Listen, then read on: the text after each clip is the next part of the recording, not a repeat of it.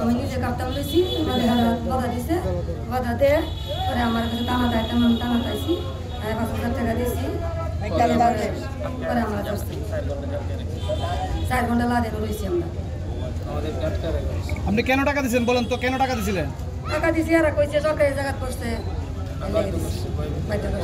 সরকারি কেস করবো, সরকারি কেস করলে বাড়ি ঘর বেচে দেওয়া লাগবো, এটা বইটা দিয়েছে।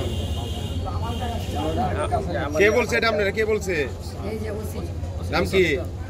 রিটার্ন নাই, আমি তো নাম এক পাশে মাদক বিক্রি হয়, সেই মাদক সেন্টিকেটটা চালায় ভারপ্রাপ্ত কর্মকর্তা লিটন মিয়া। আমরা তাকে নিয়ে পাশাপাশি কিশোরগঞ্জ সদর সার্কেল এসপি নিয়ে কিশোরগঞ্জ সদর মডেল থানার ভারপ্রাপ্ত কর্মকর্তাকে নিয়ে আমরা একটি মিটিং করেছিলাম।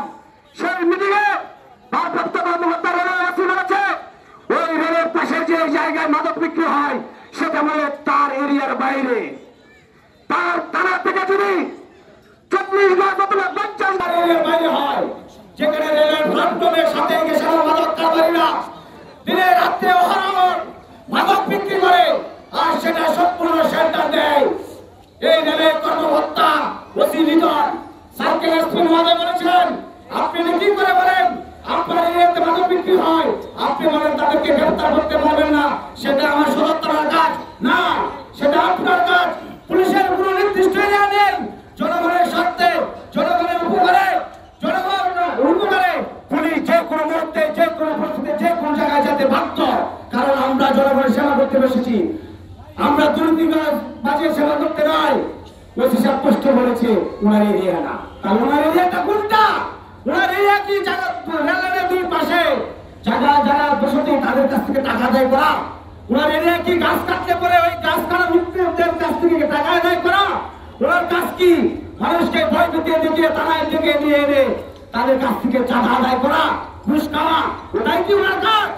নাকি আমাদেরকে নিরাপত্তা দেওয়া, টিকিট কালোবাজারি বন্ধ করা, মাদক বন্ধ করা? কিন্তু উনি তো টিকিট কালোবাজারি করছেন, তার মুখ দিয়ে এখানে বিনা টিকিট যাত্রীকে টেনে বসাচ্ছেন, তিনি মাদক কারবারি করছেন, জানার গাছ কাটা নিয়ে সকল কিছু মতো দুর্নীতি হচ্ছে।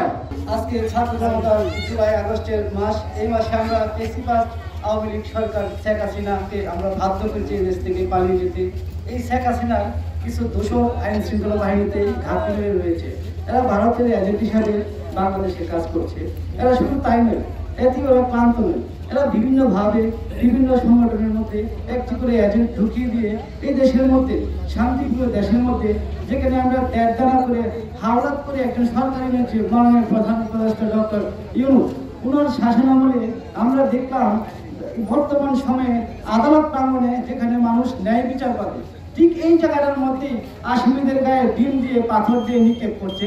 যেখানে একটা আসামিকে বুলেট প্রুফ জ্যাকেট পরিয়ে আদালতে উঠানো হচ্ছে, ঠিক ওই জায়গাটায় নিরাপত্তা নেই। এই জায়গায় যদি নিরাপত্তা নেই, ওসি লিটন সাহেব মনে করেন অফিসার ইনচার্জ হিসাবে যেহেতু আদালতে কিছু হয় না, আমি দুর্নীতি করলে আমার কি আর হবে? উনি হয়তো বাড়ি আত্মীয় আমরা বা সচিবরা রয়েছে, এই কারণে উনি কাউকে কেয়ার করে না। ওনার মন মতে মাদক, চুরি, ছিনতাই, গোছেড়া, মানিককালি, টিকিট কালোবাজারি মূল শেয়ারটা হচ্ছে অফিসার ইনচার্জ লিটন সাহেব, রেলওয়ে জেল বিতরণ কিশোরগঞ্জ। ওনার বিরুদ্ধে আজকে আমাদেরকে এই বিগত সময়ে ছাত্র জনতার দেশে আমাদেরকে মানববন্ধন করতে হচ্ছে, রাস্তায় দাঁড়াতে হচ্ছে, এতে লজ্জা এই বলার মতো আমার ভাষা নেই। আজকে এই সব কথা বলতে গেলে আমার কষ্ট লাগে, দুঃখ লাগে, বলতে লজ্জা লাগে। আপনাদেরকে বলতে চাই, এই ওসি লিটনকে বদলি কোনো শাস্তির ব্যবস্থা নাই, আমরা ওর অপসারণ চাই, ওকে আইনের আওতায় আনতে হবে, এটা আমাদের দাবি, এলাকাবাসীর দাবি।